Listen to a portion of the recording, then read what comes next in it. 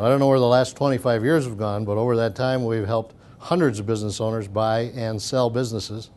And along the way we've learned some things, and one of the things is, when is the right time to sell a business? And there's no real right or wrong in this, there's only the right time for you as a business owner. And it's one of the things that business owners have trouble with because they're so busy managing and running their business 24/7 that they forget to think about the big picture items. As Bob indicated, in my career, the one thing that happens over and over and over again is I meet business owners that come to me and they've got a symptom. They've got some kind of problem in their business.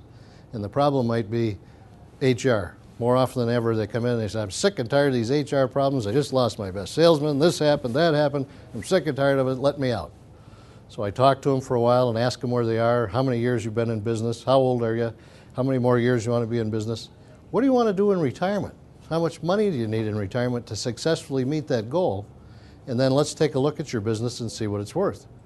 And about fully 50% of the time when I meet business owners that think they're ready to sell, they really aren't. One of the most important issues that most business owners don't deal with is emergency planning. When I get a group of business owners, I ask them, what do you think of when you think of emergency planning? And they all think of tornadoes, floods, those kind of things. Those are important, and that kind of disaster planning and disaster recovery planning is very important to have in place. But the other side of that issue is, what happens if a business owner who's very important to the business gets hit by the bus? What happens to that business? What happens to the customers? What happens to his family? What happens to that business as you move forward?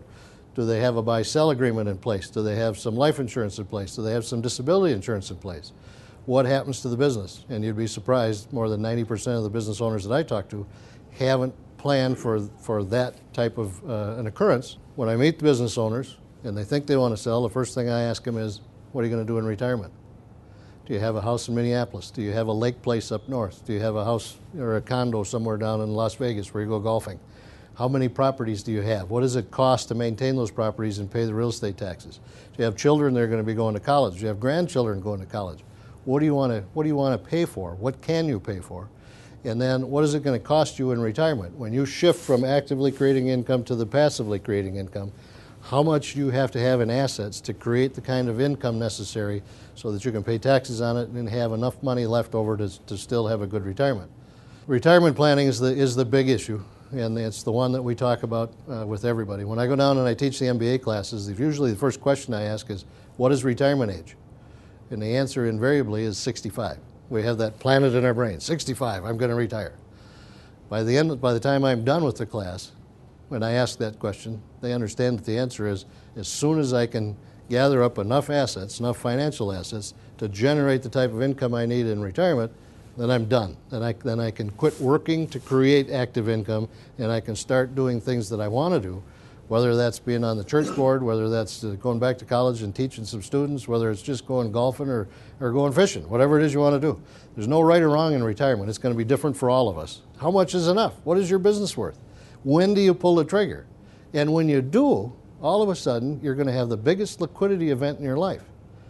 If you don't handle that correctly and carefully and conservatively, you can get in a lot of trouble, and then what's going to happen? Do you think a business owner who's called all the shots for 30 years, sells it, has a liquidity event, things go bad, do you think that's a pretty good employee? I don't think so. Business valuation, what is your business worth? This is a huge question that comes up all the time. There's standard methods of valuation. We can get into multiples of earning, asset valuation, comparable sales, all of those things. But to simplify that, what the value of a business might be, let me just tell you this. There's two good ways to do this. Number one is to think about, if you own a business, and if you want to sell it today, all you're doing is you're taking the income for the next 5 to 7 years, accelerating it into today's money, and you're going to pay capital gains tax on it instead of ordinary income tax, which saves you about 20%. He actually touched a nerve with a comment about his radio show and the transition of ownership of a piece of family property. I have that situation within my own family, aging parents, and they're coming to grips with, hey, we can't manage the cabin forever. How is this going to work with 5 siblings, 3 local, 2 far away? Who's going to pay the bills? Who will take care of the cabin? And all of that. We'll see. I think that we're just playing it a little bit more safely, a little bit tighter to the vest than we ever used to. But React to the marketplace and the examiners. Exactly. We're being a little bit more cautious in who we lend to and how we lend, but we're still doing it. Still have to I have hate loans. turning on TV and you can't get a loan. That's not true. Yes, you can. Sure.